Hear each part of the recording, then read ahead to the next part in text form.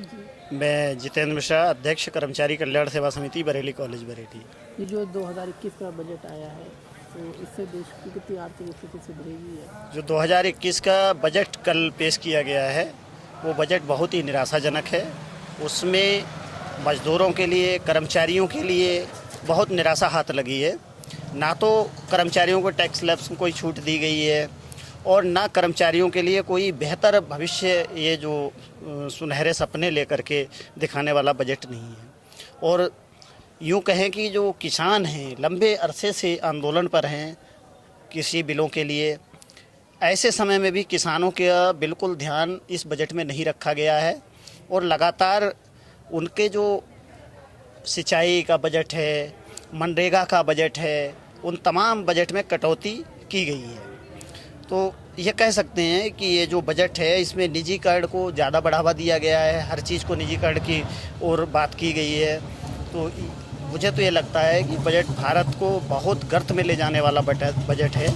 इससे जनता को केवल परेशानियां ही आएंगी, महंगाई बढ़ेगी और बेरोजगारी चरम पर है। जैसा ये सरकार कह रही है कि हमारा जो बजट है ऐसे समय में है जो बड़ी विषम परिस्थितियां हैं, वास्तव में देश ने कोरोना काल देखा है। देश में तमाम लोगों की नौकरियां गई हैं, रोजगार गए हैं, महिलाओं की नौकरियां गई हैं, लेकिन ऐसे समय में भी सरकार की तरफ से कोई मरहम इस बजट में नहीं है, ना सरकार ने कुछ बेहतरी के बारे में सोचा है। तो पूर्ण तरीके से ये बजट जो है वो जन विरोधी है और जनता के सरोकार से कोसों दूर है। ये कैसे?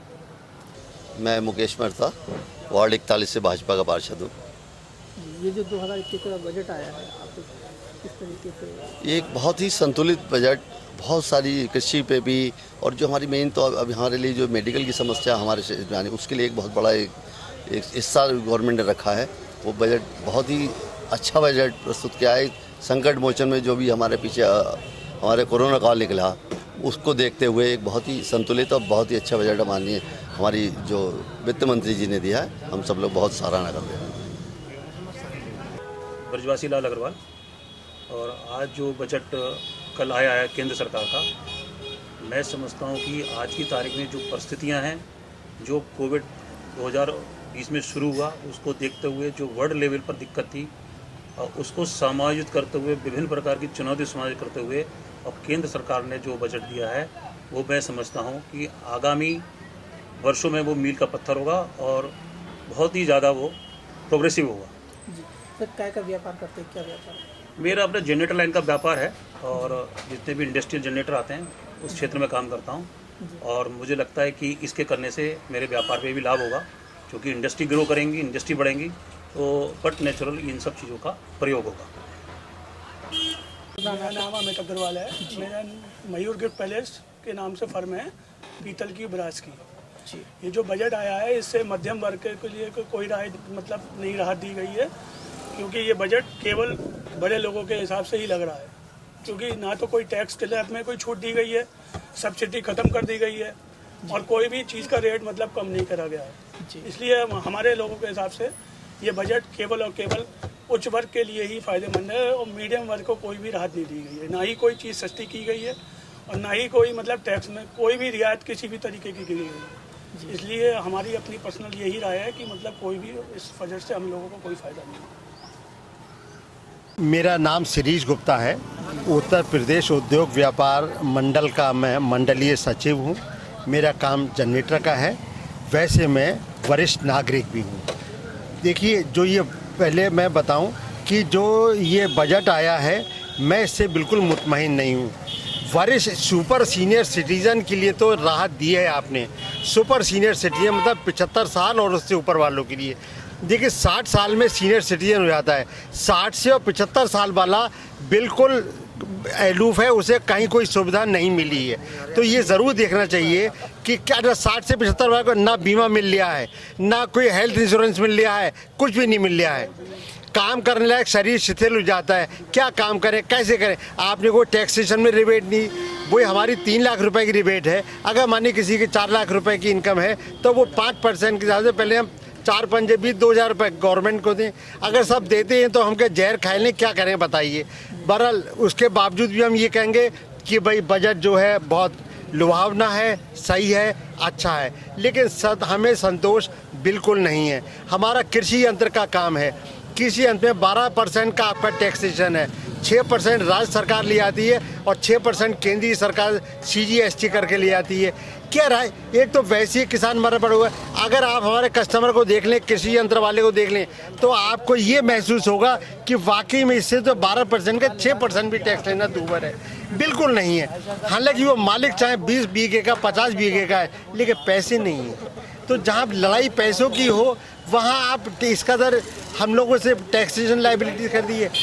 हमारे ऊपर क्या टैक्स नहीं है। सुबह को उठे, सुबह को बिजली का पॉइंट जलाया, टैक्स बिजली दो, उसके बाद टूथपेस्ट दिया उस पर टैक्स, पानी है उस पर टैक्स, हर चीज़ पे आप टैक्स लेते चल रहे हैं। आपने सुविधा कह दी, आप इंश्योरेंस की आपने व्यापारियों को सुविधा, जो लोग जिन लोगों का GST नंबर है, आप उन व्यापारियों को थोड़ी सी कम से कम इंश्योरेंस की कुछ सुविधा दीजिए, आप उसका इंश्योरेंस कर दीजिए। क्या हमारा अधिकार बिल्कुल नहीं बनता है कि सिर्फ देने के लिए हम बने, कुछ हमें सरकार से मिले, ऐसा बिल्कुल नहीं है क्या?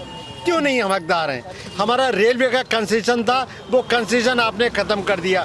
कंसेशन पहले 30% का सीनियर सिटीजन का और 40% का लेडीज़, सीनियर लेडीज़ के लिए था, आज वो भी आपने कम कर दिया। अब हर चीज़ कटौती करते चले जा रहे हैं। क्या करें, हमारा कोई वो भी नहीं है कि आयुष्मान कार्ड भी हमारा नहीं बन सकता।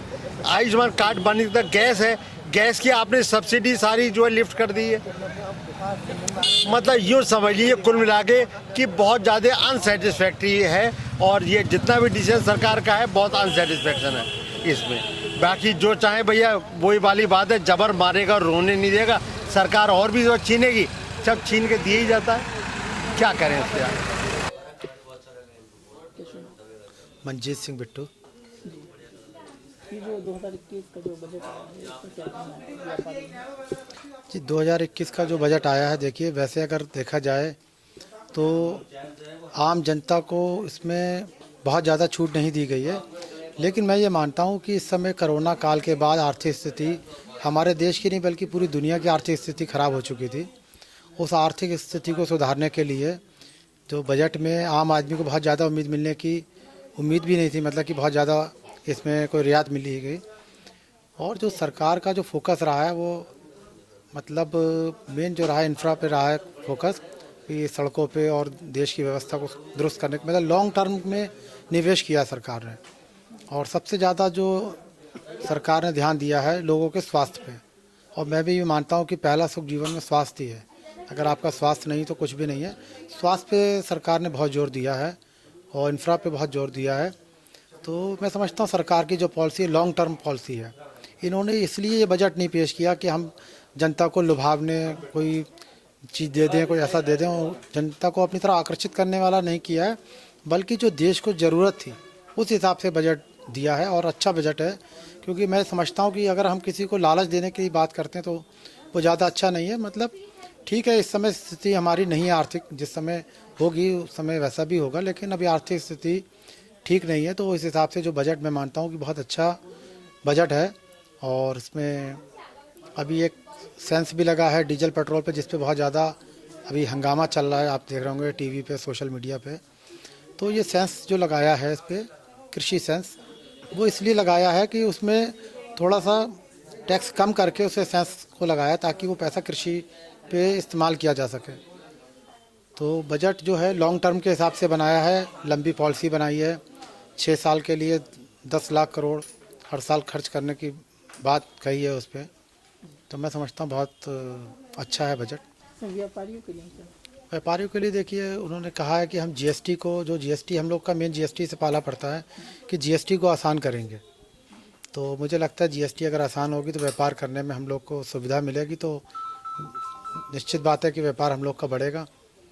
और जैसा कि अभी इनकम टैक्स में हम लोग चाह रहे थे कि कुछ छूट बढ़ती, लेकिन वो नहीं बढ़ी, तो थोड़ा सा व्यापारी वर्ग थोड़ा सा, या जो सैलरी वर्ग है वो थोड़ा सा हल्का सा निराश हुआ है।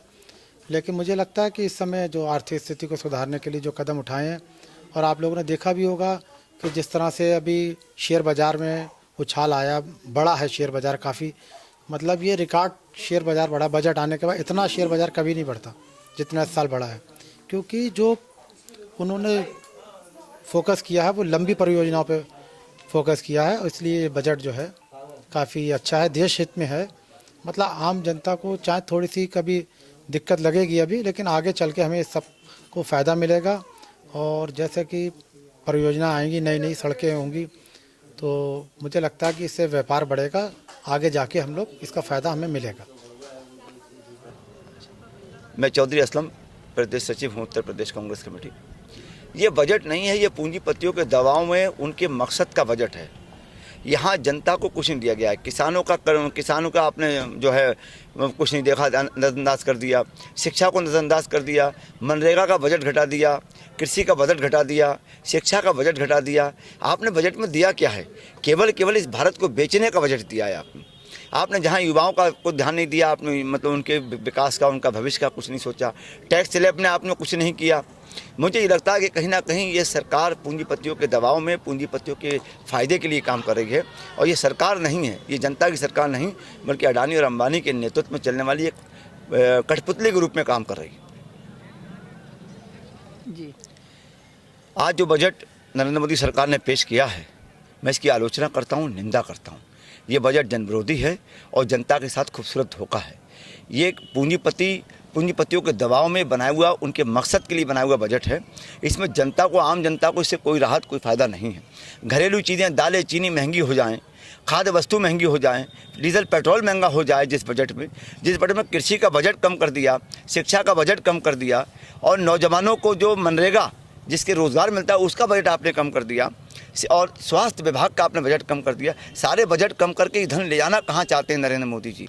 और ये पूरे भारत को बेचने का काम कर रहे हैं, ये भारत को बनाने का काम नहीं कर रहे हैं। मैं तो कहता हूँ जनता को सचेत होना चाहिए कि आम लोगों की पहुँच से बाहर ये बजट है।